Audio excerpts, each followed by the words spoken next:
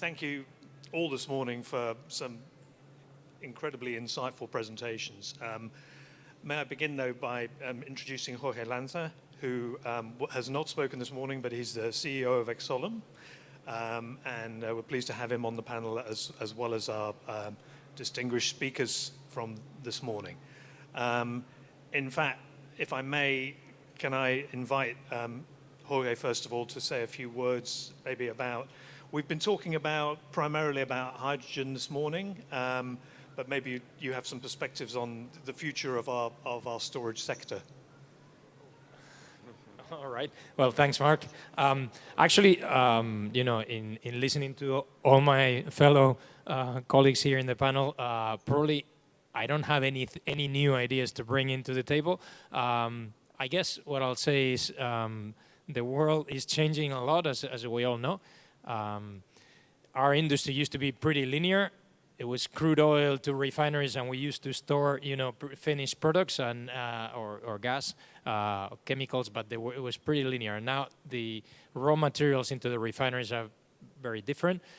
The blending, they're not only the raw materials, but the processes they're using are very, will be different with biofuels, advanced biofuels, synthetic fuels. So I think for us in the industry is getting more complex. At the same time, brings more opportunities. I think, Mabanaft in the presentation, it touched on a little bit on this one, that we're going to be having to do, in my opinion, different things than just storing, like pre-treatment of raw materials or more, blending is not going to be as straightforward as it was.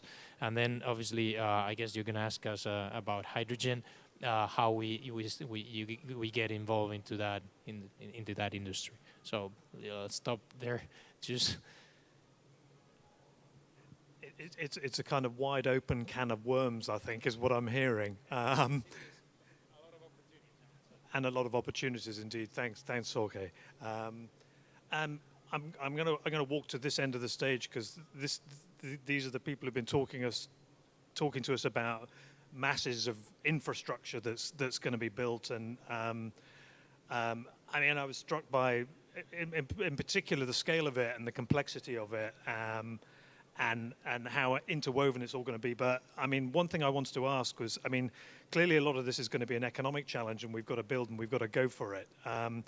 But a couple of points. First of all, I know that there are ambitious targets already being set about what we should achieve in terms of hydrogen capacity within our own geographies, within the EU, and so on. Any thoughts on how we're going to get on in terms of how are we going to get there, and when are we going to get there? I don't know. Catherine, Didier, who would like to start? Yeah, as you've mentioned, there's a huge ambition at the EU level at the moment, and in all national hydrogen strategies. I think something that might be missing, and we need it to arrive to your point, is we've talked a lot about the production side. So all the objectives, if you look at it, are in terms of installed production, installed capacity. And I would advocate for having a look at what we need is not only production, is the rest. So of course, the renewable behind the production, and we will fail if we don't have this renewable, but also the infrastructure to deliver all of this. So we need to have this holistic vision that goes beyond the production capacity.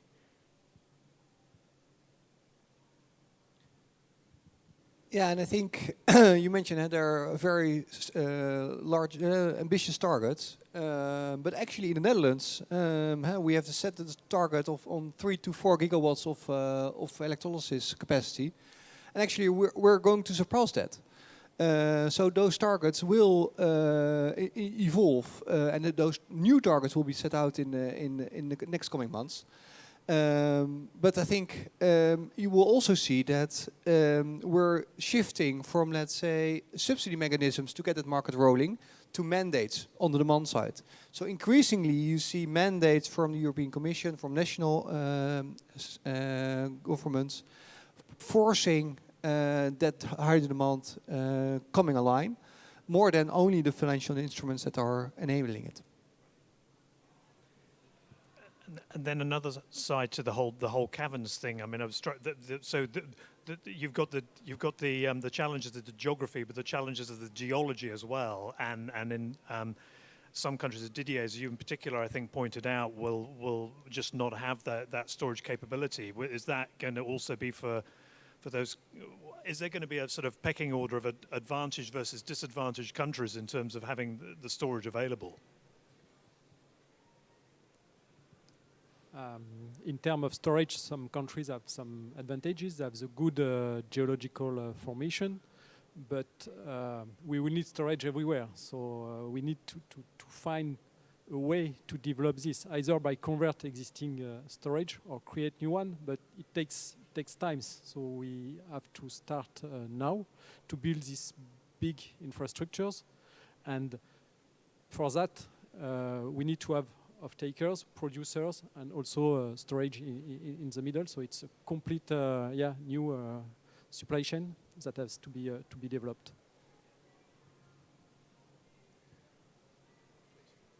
Maybe just to come back on your question of how are we going to deal with countries maybe without, or in the early stage without storage. But I think we need also to remember that this is what we have with natural gas storage. We don't have all countries blessed with the same level of storage.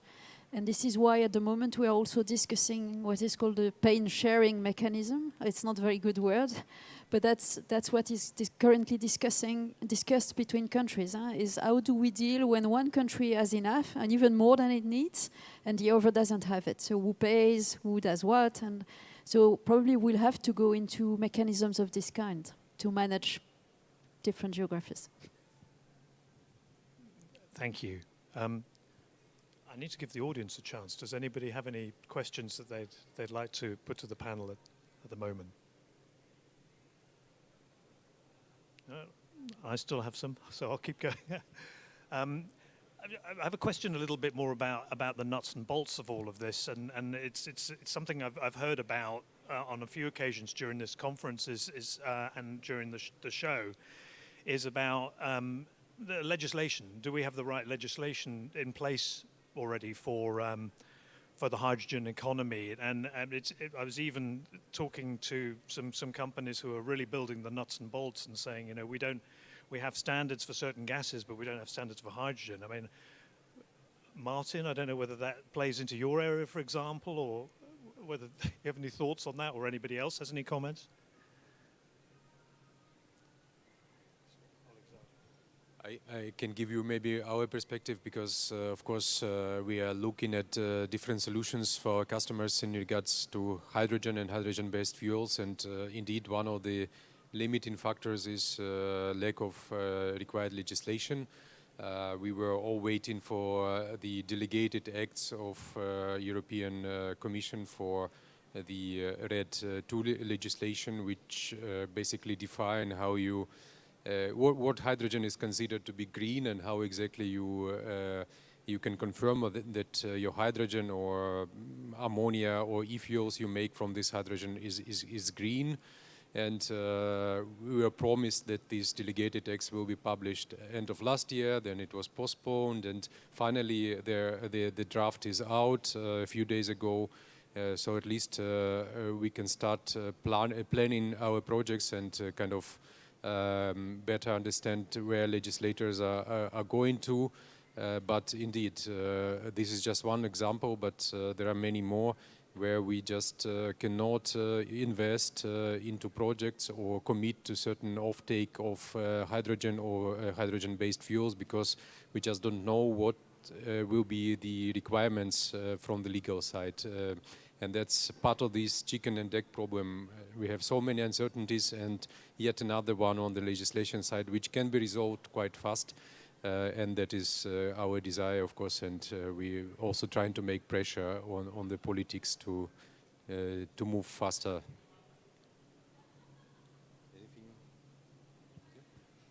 Yeah, just to add on what you're saying, I think we're talking about targets. I think we're all committed to making the industry progress, but I think we're not talking about creating an affordable value chain. So we're not talking enough. This will only take off if the whole value chain is competitive against the current alternative.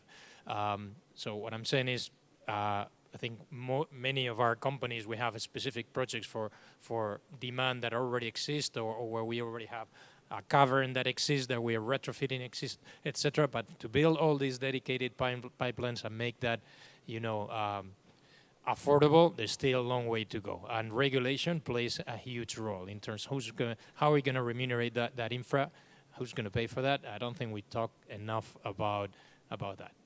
So I know that's maybe not the message you wanted. Well, but I don't. There's no perfect answer to that, right? you look at is it a carbon tax mechanism, for example, and the carbon tax just and who ends up paying? The consumer pays ultimately anyway, but so as a society we have to pay. But I guess maybe we'll turn to the more optimistic side of this, because I mean it was great already to hear from your colleagues Jorge on the developments on a hydrogen supply chain in Spain, and we hear from Oscar that there's good stuff happening in the Netherlands as well. I mean, one of the things I just wanted to ask about is the with hydrogen, how's the last kilometre going to work, particularly if it's not down the pipeline? How does that work effectively?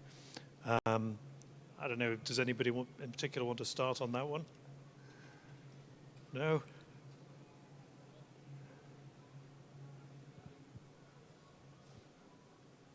Do you mean like how can we repurpose existing infrastructure, or do we need to replace everything, or things like that? If we yes, there's a little bit of that, and how does the transportation work and so on? Well, at least speaking from a supplier side, we are of course checking whether our products can actually be used in hydrogen. And what we find is that for most applications, where you don't have really high pressures, you don't have really high temperatures, most of the existing materials will be fine. If you've got pipelines and things like that, the materials used in general will be fine. Biggest issue we're going to have is leakage.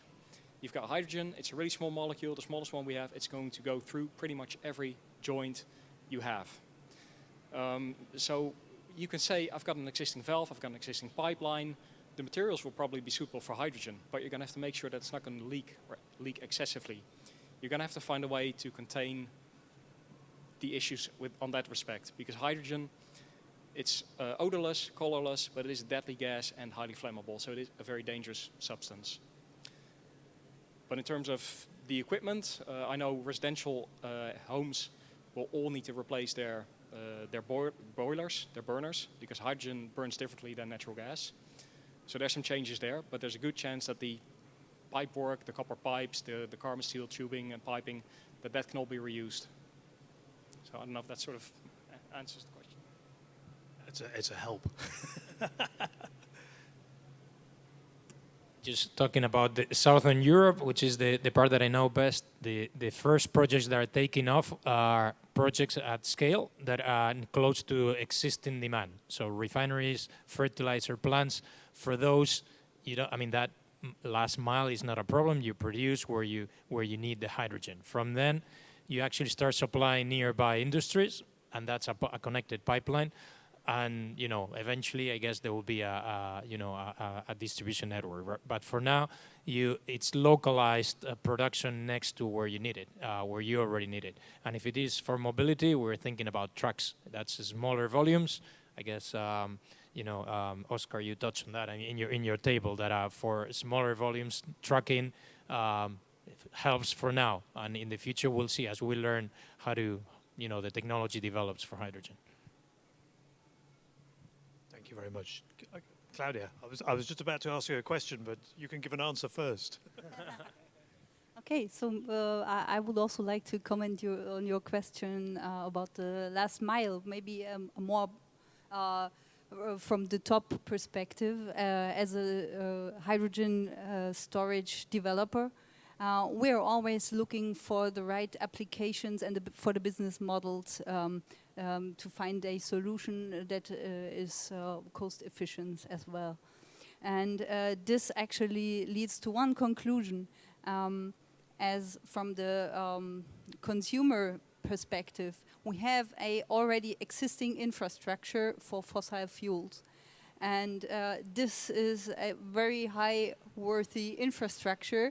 And as hydrogen is in its gas phase hard to store, we would not hold hydrogen for a very good energy carrier, but a working material to perform energy transformation. So the best hydrogen carrier actually is CO2 or carbon. So we would come to e-fuels and e-hydrocarbons, which would fit perfectly in our existing infrastructure. And that, in the end of the day, might be the difference in economic efficiency between using hydrogen as it is in the production, or further transform it to hydrocarbons as energy carrier. So this is maybe more focused on the real application that we can see later in the market.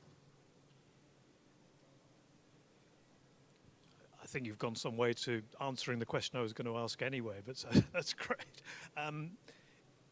E-fuels, how big is the potential of e-fuels? I know you talked about a pilot in Hamburg, and it all sounds very encouraging. I know there are others, but I mean, what's the scope? You know, we're faced with I mean, as you say, the traditional motor fuel sector is highly dependent. What's the opportunity? Sure. I think it's huge because, as we can see now, biogenic fuels have their limitations, right, in terms of utilization in the existing engines, but also in terms of feedstock availability, even for advanced biofuels, which partially can be more blended into fossils. And the latest events in my home country, in Ukraine, highlighted again the food versus fuels debate. Basically, Germany is now looking into phasing out crop-based biofuels faster, and we will need an alternative. I think e-fuels is an amazing alternative because you don't need you need CO2, of course, to produce them, and green energy, but CO2 is widely available. It's just a matter of what CO2 you want to use, and it's nice to reuse it, of course. And we have a lot of regions in this world where you have a lot of wind and solar energy, but you don't have local consumption, and it totally makes sense to combine them with carbon there and to make them liquid and to bring them over to Europe, let's say, or other regions where the energy is required. So I think the potential is huge, and one part of this potential is replacing the existing applications in the cars, in the trucks, airplanes, and the different potential is evolving markets where we see shipping industry moving to methanol, for instance, as alternative to ammonia. Ammonia, again, these are all e-fuels for me, so in a way, the potential is quite unlimited. Thank you very much. We're going to start to draw the session to a close. Before I do so, are there any questions emerging from the audience at all?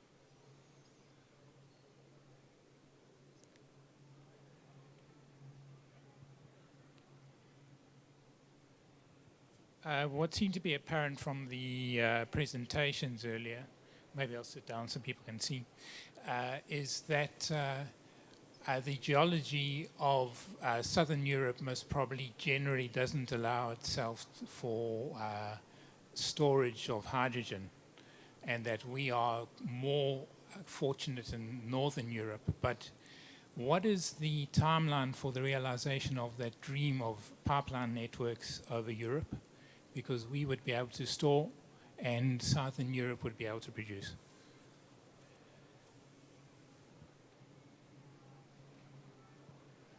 Catherine. Maybe just to come back on can we store in Southern Europe. So what we explained, both of us, is that if we go for salt cavern, which is the obvious one, which we have not so many questions on it, of course, this is complicated in Southern Europe. But for the other types of reservoirs, so the porous media, they have it. So it's the question of not thinking that salt cavern is going to be enough, but to go on working on it. But they don't have exactly the same qualities, so anyway, we will need to manage that. So then in terms of developing the pipeline infrastructure, it's easier. And if we listen to what the transportation system operators are talking with, it's much easier than to do storage. It's much easier because you have a lot of it that is nearly compliant already with hydrogen, so there's not so much that you need to replace. And also because it's there, and very often you can really reuse, so you don't need to go for new. So it's just a question of a few years, and indeed the Netherlands is going very well with Gasunie, and they are pushing very well on that. So it's not going to be on the critical path, it's not going to be transportation. I think storage is going to be on the critical path to deliver it, but transportation is not going to be so easy, but it's going to be easier. Or maybe you want to say something on the Netherlands.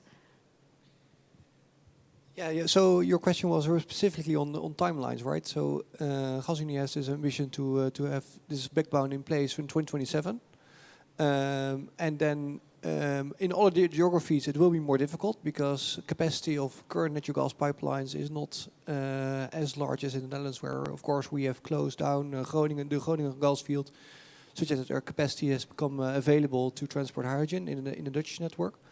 But we are looking at, let's say, 2030, 2040 timelines to get that pipeline also in Germany and the southern parts of Europe, Italy being an important one, Spain, and so on.